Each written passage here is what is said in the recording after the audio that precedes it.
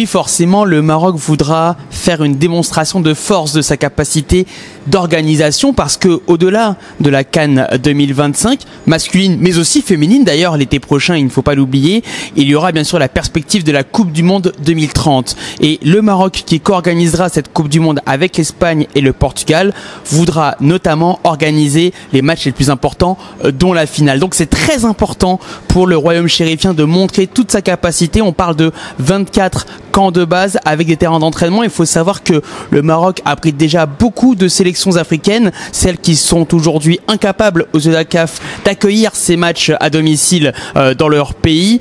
Donc le Maroc voudra faire cette démonstration de force avec des stades déjà présents, donc pas besoin de construire énormément d'infrastructures. Et puis au-delà des stades, les routes sont déjà là, les autoroutes sont déjà là, les lignes de chemin de fer, les trains grande vitesse sont déjà là, les aéroports sont déjà là. Donc le Maroc voudra montrer que tout sera en ordre pour cette CAN en fin d'année.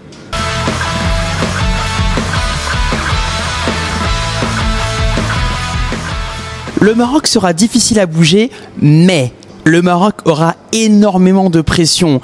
Il faut se souvenir que le Maroc, aussi étonnant que ça puisse paraître, n'a remporté qu'une seule Coupe d'Afrique des Nations et c'était il y a quasiment un demi-siècle, 1976. Vous vous rendez compte, pour un grand pays du football africain, c'est quand même une plaie béante et à chaque fois on se dit que le Maroc, génération après génération, pourra vaincre ce signe indien en vain. Alors là, à domicile, la pression sera gigantesque sur les épaules de Walid Regragui avec un effectif composé de joueurs expérimentés comme Achraf Hakimi par exemple, peut-être Hakim Ziyech aussi, même s'il est un peu en délicatesse actuellement, mais bon, on verra en décembre prochain. Mais il y a aussi des jeunes joueurs qu'il va falloir encadrer dans cet environnement justement qui sera bouillonnant à travers le Maroc. Donc le Maroc sera difficile à bouger, mais quand même attention parce que le Maroc n'a pas vraiment réussi sur les dernières CAN et on l'a vu lors de l'édition en Côte d'Ivoire avec une élimination précoce dès les huitièmes de finale.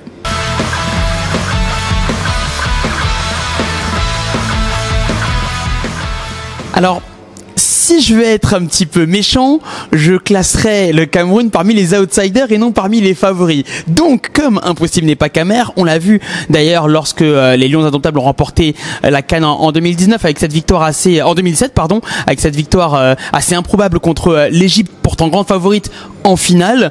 Je mettrai également le Mali par exemple, parce que le Mali, à chaque fois, ils ont un effectif de qualité. À chaque fois, ils déçoivent au moment de passer à l'échelon supérieur. On l'a vu lors de ce match improbable à Bouaké face à la Côte d'Ivoire. Ils ont réussi à perdre alors qu'ils avaient l'avantage au score et qu'ils étaient en supériorité numérique. Mais le Mali peut compter sur Tom Saintfiet, l'ancien coach magicien de la Gambie, arrivé à la tête des Aigles récemment.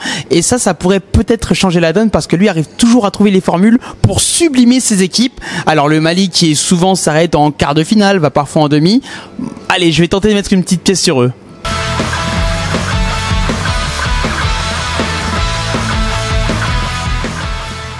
C'est très compliqué parce que la CAF n'arrive pas à tenir son calendrier. Il faut se rappeler que la CAF avait décidé lors du symposium de 2017 de mettre la CAN en été, donc juin-juillet, pour éviter les conflits avec les clubs. Le problème, c'est que dans la plupart des pays africains, on ne peut pas organiser de CAN en juin-juillet.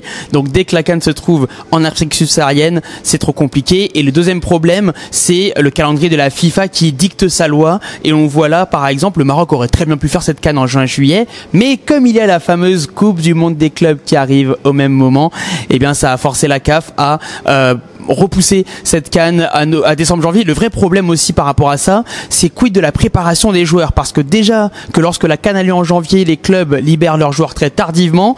Là, ça arrivera en pleine fin de première partie de saison, donc on ne sait pas comment ça va se faire, mais les clubs voudront garder, les clubs européens notamment, voudront garder leurs joueurs jusqu'à la dernière seconde. Affaire à suivre.